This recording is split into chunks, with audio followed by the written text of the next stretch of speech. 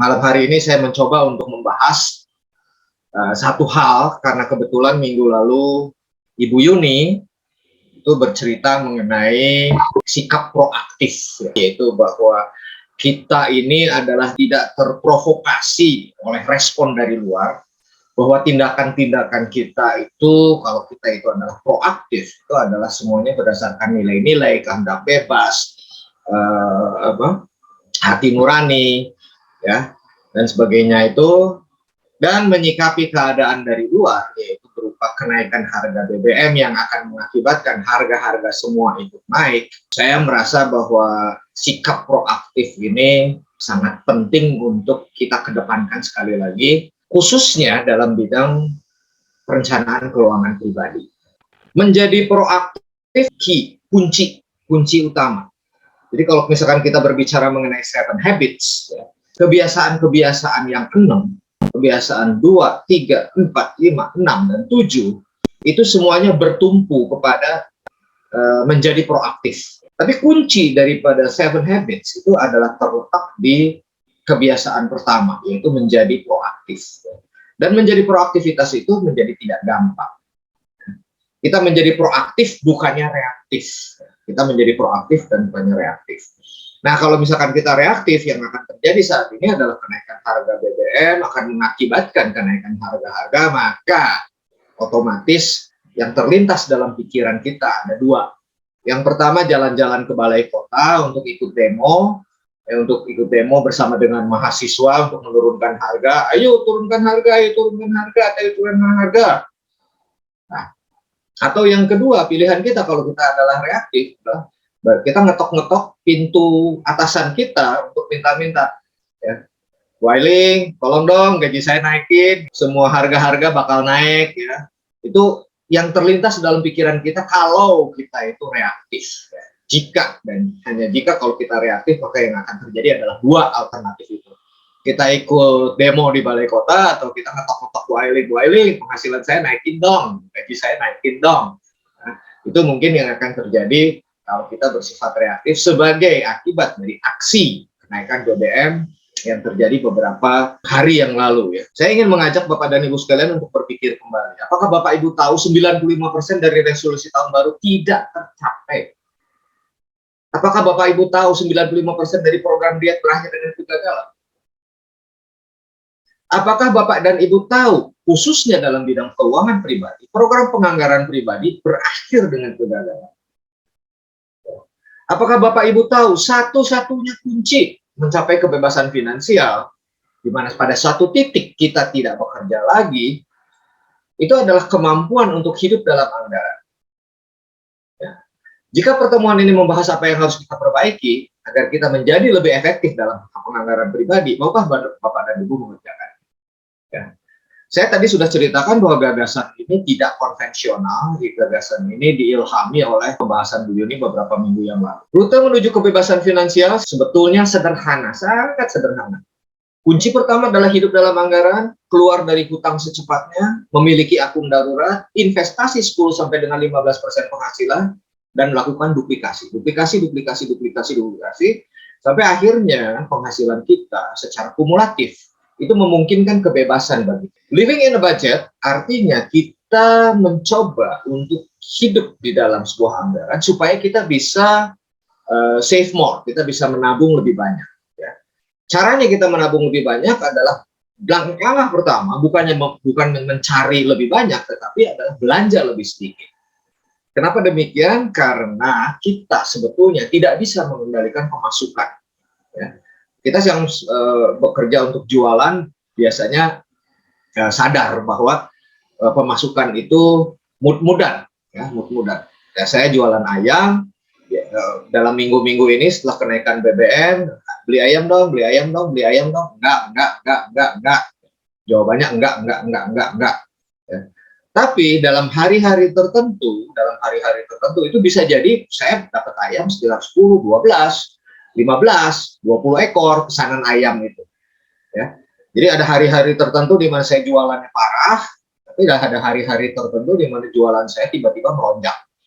Jadi dalam arti kata, kita tidak bisa mengendalikan pemasukan kita, yang bisa kita kendalikan adalah pengeluaran kita. Celakanya, satu hal, yaitu bahwa pengeluaran kita itu sudah terjadwal. Ya, sudah terjadwal. Jadi living in the budget, intinya adalah berusaha agar kita mengendalikan pengeluaran kita sedemikian rupa sehingga kita punya jumlah tertentu untuk bisa ditabungkan. Jangan menabung apa yang tersisa setelah dibelanjakan, tetapi belanjakan apa yang tersisa setelah menabung. Itu kata Warren Buffett. Nah, Warren Buffett itu menempuh cara hidup yang frugal. Ya, beliau tidak pernah pindah rumah dari sejak 1958, nggak pernah minjem, selalu beli sarapan murah, nggak tergantung pada merek, nggak berinvestasi dengan uang pinjaman, selalu pakai mobil bekas, mencari jalan kreatif untuk menghemat, ya, selalu bayar tunai, dan sampai dengan hari ini itu masih belanja menggunakan kupon supaya dapat diskon. Saya terinspirasi dengan pembahasan Bu Yuni, yaitu bahwa kenapa orang gagal mengikuti anggaran, kenapa orang gagal untuk menepati budget yang sudah dia tetapkan sebelumnya. Jadi ternyata dalam keuangan pribadi, sebuah buku yang saya baca itu baru-baru ini, buku sebetulnya agak terlambat, bukunya sudah keluar tahun 1921, tahun 2021, tapi baru saya baca sekitar 3 minggu lalu. Masalah ketaatan pada anggaran sebetulnya berkaitan erat dengan kondisi psikis kita, kondisi psikologis kita. Jadi pola kita belanja, pola kita mengeluarkan uang, bagaimana caranya kita mengatur apa yang kita punya saat ini, itu sebetulnya berkaitan sangat erat dengan kondisi psikologis kita. Dalam bab 1, Morgan Housel mengatakan bahwa pengalaman awal kita tentang uang, tentang pembelanjaan, itu sangat berpengaruh pada kebiasaan kita berbelanja selama ya 40, 50, 60 tahun kehidupan kita. Ya, dalam bab 3, Morgan Housel mengatakan bahwa pengalaman pertama kita tentang keuangan itu akan berpengaruh dan akan mempengaruhi cara kita menggunakan uang selama sampai kita tua, ya, sampai kita kakek nenek. Ya. Begitulah yang diajarkan, bahwa sebetulnya ketaatan pada anggaran itu berkaitan erat dengan kondisi psikologis kita. Kalau kita mengubah bagaimana cara kita taat terhadap anggaran, berarti kita harus mengubah pola psikologis diri kita. Problem yang kedua yang saya lihat itu adalah bahwa efektivitas itu ternyata berkaitan erat dengan proaktivitas diri kita. Seperti yang sudah dipaparkan oleh Bu Yuni. Jadi kalau misalkan kita gagal, yang harus kita cari, yang harus kita lihat, yang harus kita teliti itu adalah diri kita sendiri itu terlebih dahulu. Kalau misalkan saya kaitkan dua buku tadi antara The Psychology of Money dengan The 7 Habits of Highly Effective People, berarti kegagalan untuk menabung, kegagalan untuk menepati jadwal, kegagalan untuk menepati kita hidup dalam anggaran, sebetulnya yang harus diperbaiki itu adalah level proaktivitasnya kita. Bu Yuni mengatakan menjadi proaktif itu adalah hulu dari kesuksesan. Hilirnya itu adalah kita mulai dengan akhir dalam pikiran, kita melakukan hal yang penting pertama kali terlebih dahulu, kita melakukan prioritas, kita berusaha untuk menciptakan menang-menang, kita mencari pengertian terlebih dahulu sebelum kita berusaha untuk dimengerti, kita berusaha untuk mengasah gergaji, dan kita berusaha untuk mensinergikan. Tapi sebetulnya hulu dari kesuksesan itu adalah bagaimana kita mengubah diri kita sendiri sehingga kita menjadi proaktif bukan menjadi reaktif.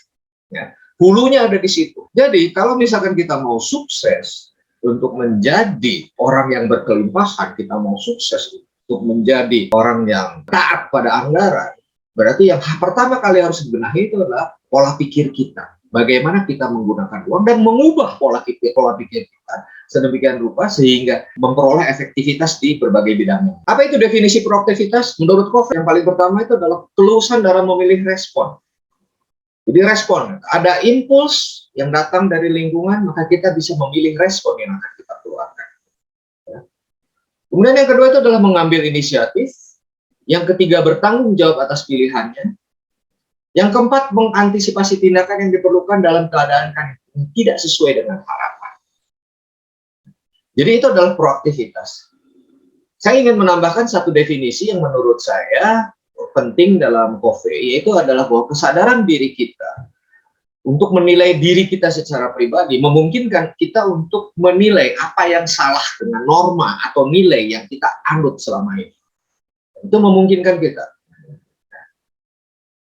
Jadi katakanlah buat saya mengencangkan ikat pinggang itu merupakan satu hal yang kalem-kalem aja gitu ya. Dari satu, yaitu bahwa saya nggak tega untuk berkata tidak pada teman-teman dekat saya nggak tega berkata tidak untuk anak-anak saya nggak tega berkata tidak. Kalau misalkan saya merasa bahwa saya masih ada uang, saya berusaha untuk sekuatnya untuk menyenangkan hati mereka. Buat saya mengencangkan ikat pinggang itu sebetulnya nggak ada masalah sama sekali. Yang masalah itu adalah saya mengecewakan orang lain. Sehingga di situ saya ingin menambahkan satu variabel dalam kemampuan untuk mengambil tindakan. Proaktivitas itu adalah kemampuan untuk menilai apa yang salah dengan norma nilai, dengan norma atau nilai-nilai yang saya anut secara pribadi, dan menggantinya dengan nilai-nilai yang baru. Jadi ada 4. Ya, kalau menurut Covey yang saya ingin tambahkan adalah 1. Yang pertama menurut Covey adalah kelulusan dalam memilih respon. Yang kedua adalah mengambil inisiatif. Yang ketiga bertanggung jawab atas pilihannya. Yang keempat mengantisipasi tindakan. Dan yang kelima adalah mengubah sistem nilai, tata nilai yang ada dalam pemikiran saya. Kalau saya ingin berbagi sedikit, pada saat saya pertama menjadi pengusaha tahun sekitar tahun 2003-2004, saya harus mengganti pemikiran saya menjadi berhitung. Waktu saya menjadi dosen, itu saya dikatakan bahwa dosen itu ya harus berbagi ilmu. Makin banyak ilmu yang dia bagikan, maka dia akan makin fluent, makin expert. Tapi itu tidak berlaku untuk uang. Di mana saya mulai mencoba untuk mengubah satu kebiasaan yang biasanya saya mudah untuk mengeluarkan uang, sekarang saya berusaha untuk berhitung. Dan itu perjuangan itu selama saya lakukan kurang lebih ya, perubahan yang terjadi, saya mengganti sistem nilai yang ada di dalam pemikiran saya dengan sistem nilai baru. Itu nggak mudah ya, nggak mudah. Itu saya butuh waktu kurang lebih sekitar 4 tahun sampai saya bisa untuk mencoba untuk berhitung ya, dalam soal pengeluaran. Nah, jadi ada 5 kalau menurut pendapat saya mengenai proaktivitas: kelulusan dalam memilih respon, mengambil inisiatif, bertanggung jawab atas pilihan, mengantisipasi tindakan, dan yang terakhir mengganti sistem nilai yang nggak tepat dengan kondisi yang ada. Kelima hal tersebut itu didasarkan atas kesadaran diri, hati nurani, imajinasi, dan kehendak bebas. Ya. Saya ingin menggarisbawahi kehendak bebas karena di sini ada faktor untuk kebebasan finansial menentukan apakah kita itu bisa melakukan apa yang kita inginkan pada waktu kita menginginkannya atau tidak. Itu adalah kehendak bebas. Saya ingin menggarisbawahi kehendak bebas. Dan kehendak bebas ini memaksa saya, dalam tanda kutip, untuk mengubah sistem nilai yang ada dalam pemikiran-pemikiran saya selama ini. Sistem nilai ini saya coba ganti dan saya coba sesuaikan sistem nilai yang baru. Saya tanamkan sistem nilai yang baru di dalam diri saya sedemikian rupa sehingga saya bertindak dengan cara yang baik. Beberapa tips dari saya untuk bisa mencapai keberhasilan penganggaran. Yang paling pertama adalah apakah saya siap untuk mencatat pengeluaran-pengeluaran saya. Karena dari situlah dasar analisis. Karena dari situlah dasar analisis kita belanja itu seperti apa. Baru dari situ kita bawa ke konsultan keuangan barangkali, atau kita bawa ke seorang ahli expert untuk bisa menilai apakah ini merupakan hal yang penting, ya. Apakah ini merupakan satu hal prioritas. Dalam Stephen R. Covey, put first thing first itu berasal dari catatan pengeluaran-pengeluaran kita. Ya. Apakah ini sudah merupakan prioritasnya? Apakah ini bisa ditunda? Apakah ini bisa ditiadakan atau tidak? Kunci pertama dari keberhasilan penganggaran adalah apakah saya siap untuk mencatat pengeluaran-pengeluaran saya. Yang kedua, kalau saya sudah bisa mencatat pengeluaran-pengeluaran saya, apakah saya siap mengatur prioritas pengeluaran-pengeluaran saya? Bu Yuni menceritakan dengan sangat indah mengenai prioritas, ya, mengenai urgent dan important. Kuadran 1, kuadran 2, kuadran 3, dan kuadran. Yang intinya, kalau misalkan itu berlaku untuk time, kalau itu berlaku untuk waktu, ini juga berlaku untuk uang. Kenapa? Karena semua sumber daya itu selalu terbatas. Yang tidak terbatas adalah keinginan kita. Kita ingin A, kita ingin B, kita ingin C, kita ingin D. Ya. Semua itu tidak terbatas. Yang terbatas adalah resources-nya kita. Supaya resources-nya kita itu benar-benar meaningful, bisa mencapai sasaran-sasaran kita, persis seperti waktu yang diceritakan oleh Ibu Yuni, maka kita juga harus mengatur prioritas kita. Ada yang ada di kuadran 1, ada yang di kuadran 2, ada yang di kuadran 3, dan ada yang di kuadran 4. Kuadran 1 kita bisa bertanya, bisa nggak itu dikurangi? Yang important dan urgent. Ya. Yang di kuadran 2, bisa nggak itu ditambah? Kenapa? Karena itu penting untuk masa depan kita. Yang di kuadran ketiga, bisa nggak kita eliminir? Dan yang di kuadran keempat, bisa nggak kita buang? Dan semuanya itu kembali lagi kepada tips yang pertama tadi, yaitu apakah kita siap untuk mencatat pengeluaran-pengeluaran kita. Kemudian yang ketiga adalah apakah saya bersedia untuk menunda keinginan-keinginan saya. Saya ingin A, saya ingin B, saya ingin C, saya ingin D. Tunggu sampai keadaannya memungkinkan. Dan ini yang paling berat menurut pendapat saya. Ya, kalau misalkan ini dikaitkan dengan keinginan-keinginan orang lain. Saya bisa menunda keinginan saya. Saya tahu saya bisa menunda keinginan saya. Tapi katakanlah anak saya datang terus kemudian dia bilang, Pak, gitar saya pengen gitar ini. Kebetulan anak saya kuliah di UPI, Universitas Pendidikan Indonesia, jurusan Pendidikan Seni Musik, dan saat ini berkecimpung dalam musik. Keluar biaya cukup besar melengkapi alat-alat musik, karena saat ini musik sudah bukan hanya didasarkan kepada keahlian bermusik, tapi didasarkan pada teknologi. Ya. Apakah saya bersedia menunda keinginan-keinginan saya? Apakah saya bersedia menunda keinginan-keinginan orang-orang yang saya pedulikan dan saya kasihi? Berikutnya adalah apakah saya siap turun gengsi? Mungkin Bapak dan Ibu yang berkali-kali mengikuti presentasi saya tahu bahwa saya sangat suka mie. Mie favorit saya itu adalah bakmi Linggarjati. Sebetulnya bukan karena bakmi ya, tapi karena jus alpukatnya.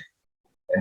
Tapi saya menemukan beberapa tempat mie lain di Bandung yang lebih enak daripada bakmi Linggarjati ya. Dan harganya juga lumayan. Pertanyaannya sekarang, apakah saya bersiap untuk turun gengsi? Pertanyaan yang berikutnya itu adalah apakah orang-orang yang saya kasih dan peduli siap untuk turun gengsi? Dan berikutnya adalah apakah saya siap untuk berkata tidak? Jadi mungkin kalau misalkan kita berbicara mengenai proactivity, kita sudah bisa mengantisipasi keadaan-keadaan di depan. Kita sudah mengantisipasi bahwa sekarang kita akan mengencangkan ikat pinggang, akan timbul dari orang-orang yang kita kasihi dan orang-orang yang kita peduli, bahkan dari diri saya sendiri harus dieliminir, harus dibuang. Ya. Apakah saya siap untuk berkata tidak? Dan apakah saya bersedia menyusun ulang prioritas pengeluaran-pengeluaran saya? Itu yang terakhir. Bisa jadi yang saat ini tidak penting, besok menjadi penting, ya, dan kebalikannya. Dan itu pengerjaan ulang prioritas itu buat saya secara pribadi itu berlaku untuk setiap kali saya menerima uang. Pada saat saya menerima uang, nah di situ saya mulai mengatur prioritas saya. Mana yang kuadran 1, mana yang kuadran 2, mana yang kuadran 3, mana yang kuadran 4. Ya, di situ saya mulai menata ulang kembali.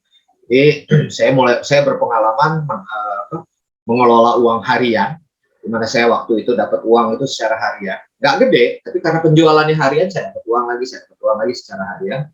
Saya berpengalaman mengelola uang bulanan pada saat saya jadi dosen, jadi gajinya itu bulanan. Saya juga berpengalaman mendapatkan pengelolaan uang dari proyek, di mana saya dibayar pada saat satu proyek sudah selesai, ya. Dan itu semuanya memerlukan penyusunan ulang. Jadi pada saat saya menerima uang, ada giumnya adalah satu, saya tidak bisa mengendalikan pemasukan, yang bisa saya kendalikan adalah pengeluaran saya. Terima kasih untuk partisipasinya Bapak Ibu. Oke, terima kasih semuanya. Selamat malam.